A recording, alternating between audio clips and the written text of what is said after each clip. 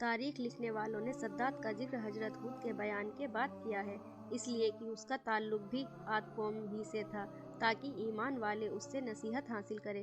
عاد قوم میں سداد اور سدید دو بھائی تھے جو بڑے دولت مند بادشاہ تھے۔ شام ملک میں ان کی بادشاہی مانی ہوئی بادشاہی تھی۔ سدید اور اس کے لوگ اگرچہ شرک میں مبتلا تھے اور خراب عقیدہ رکھتے تھے، لیکن اس کے انصاف سے شیر اور بکری ایک جگہ پانی پیتے تھے۔ کہا جاتا ہے کہ اس کی عدالت میں دو آدمی آئے۔ ان دونوں میں سے ایک نے بتایا کہ میں نے اس آدمی سے زمین کا قطعہ خریدا اور قیمت ادا کی، اس پر قبضہ کر لیا۔ پھر میں نے اس زمین میں سے ایک خزانہ دیکھا تو میں اسے دینا چاہتا ہوں، اس لیے کہ میں نے صرف زمین خریدی تھی، خزانہ نہیں خریدا، لیکن یہ لیتا نہیں۔ دوسرے نے کہا، میں نے تو زمین بیچ دی، اب زمین اور جو کچھ اس کا ہے وہ اسی کا ہے، اس لیے خزانہ بھی اسی کا ہے، میں اسے کیوں لوں؟ کسی کی سمجھ میں یہ چھوٹی سی بات نہیں آتی تھی، عجیب اور غریب مقدمہ تھا۔ بادشاہ نے پوچھا، یہ بتاؤ تم دونوں کے پاس کوئی اولاد ہے؟ دونوں نے کہا، ایک کے پاس لڑکا ہے اور دوسرے کے پاس لڑکی ہے۔ بادشاہ نے تب فیصلہ سنایا، تم دونوں کو آپس میں بیاہ دو اور جو خزانہ اس میں نکلا ہے وہ ان کے حوالے کر دو۔ ایسا تھا وہ انصاف پرست بادشاہ۔ حضرت ہود علیہ السلام نے اس سے بھی ایمان لانے کی بات کہی تھی، پر وہ ایمان نہ لایا اور اپنے باپ دادا کے دھرم شرک پر ہی مرا۔ سدید کے بعد سداد گدی پر بیٹھا۔ حضرت ہود علیہ السلام نے اس سے بھی ایمان لانے کی بات کہی۔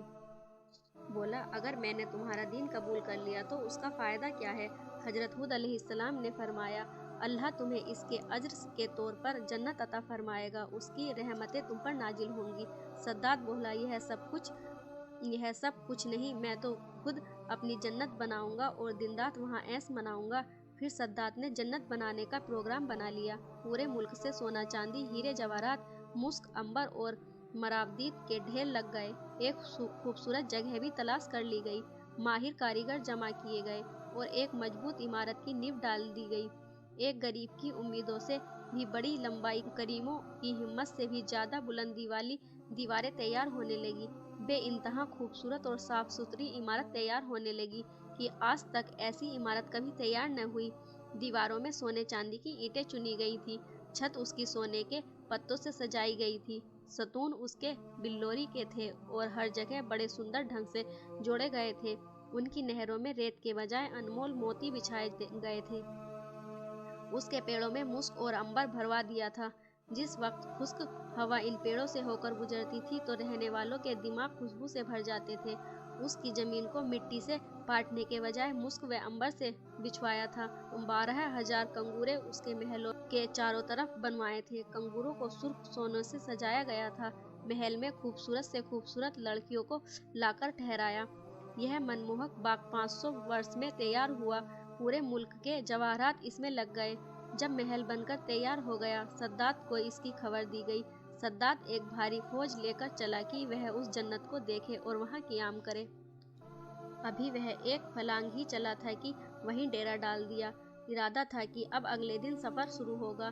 اسی بیچ اسے ایک ہرن نظر آیا۔ اس کے پاؤں سونے کے تھے، سینگ سونے کے تھے اور آنکھیں یاقوت کی تھیں۔ سداد اسے دیکھ کر حیران رہ گیا۔ اکیلا ہی گھوڑا دوڑا کر اس کے پیچھے چل پڑا۔ جب لشکر سے بہت دور نکل گیا تو اسے ایک بھیانک قسم کا سوار نظر آیا۔ اس نے پوچھا، کیا اس عمارت بنانے میں تجھے امان مل جائے گی یا تو اس میں رہ کر ہمیشہ ہمیشہ کے لیے عیش کرنا چاہتا ہے؟ سداد کانپ گیا۔ پوچھا، تو کون ہے؟ بولا، میں ملک الموت، موت کا فرشتہ ہوں۔ سداد نے گڑ گڑا کر اس سے عرض کیا، مجھے ایک نظر اپنی اس جنت کو دیکھ لینے دے تو اس کے ترنت بعد ہی میری جان نکال لینا۔ بتایا، یہ تو رب کا حکم ہے، میں تو ایک لمحہ بھی مہلت دینے سے مجبور ہوں۔ یہ کہہ کر اس نے اس کی جان نکال لی۔ جسم بے جان ہو کر رہ گیا، تمنا دل کی دل میں رہ گئی۔ تاریخ کی کتابوں میں لکھا ہے کہ ایک بار اللہ کی اور سے اسرائیل سے پوچھا گیا کہ تو مدتوں سے لوگوں کی روح قبض کرتا ہے، بتا کیا کبھی تو نے کسی پر رحم بھی کیا ہے اور اس کی جان نکالتے وقت تجھے دیا بھی آئی ہے؟ بولا، خداوندہ، میں تو سب پر دیا کرتا ہوں۔ فرمایا، کس پر زیادہ دیا کی؟ تب اسرائیل نے بتایا کہ ایک دن ایک کشتی کو میں نے آپ ہی کے حکم سے توڑ دیا تھا اور موجوں میں گر کر وہ کشتی ہمیشہ کے لیے تباہ ہو گئی۔ اس پر سوار تمام لوگ بھی ختم ہو گئے، ہاں صرف ایک عورت بچا لی گئی جس کے پیٹ میں بچہ تھا۔ عورت کو فرشتوں نے ایک جزیرے میں پہنچا دیا۔ वही उसने एक लड़का जन्म दिया। आपका हुक्म हुआ कि उस औरत की भी जान निकाल लो और लड़के को वहाँ उस औरत के पहलू में डाल दो। उस वक्त मेरी आंखों से आंसू निकल आए कि इस लड़के का क्या होगा, यह तो तड़प कर मर जाएगा, इसे दरिंदे खा जाएंगे। खुदावंदा, यही सोचकर मैं रो दिया। मुझे एक तो उस बच्चे पर दया आई थी और दूसरे अब आई जब सद्दात की रूह कब्ज करने का हुक्म दिया गया कि उस बेचारे ने कई सौ साल में तो इमारत बनवाई थी, लेकिन वह उसे एक नज़र भी न देख सका और उसकी हसरतें दिल की दिल में ही रह गई। अल्लाह ने फरमाया कि यह सद्दात वही लड़का है जिस पर तूने दया की थी। मैंने उसकी माँ के मरने के बाद सूरज और हवा को हुक्म कर दिया था कि इसे अपनी गर्मी और सर्दी से मत सताना, बल्कि फूलों के पत्ते उड़ाकर उसके वास्ते फर्श बनाओ। फिर उसके वास्ते फर्श बनाया, फिर उसके दोनों अंगूठों से दूध और शहद की नहर बहाई।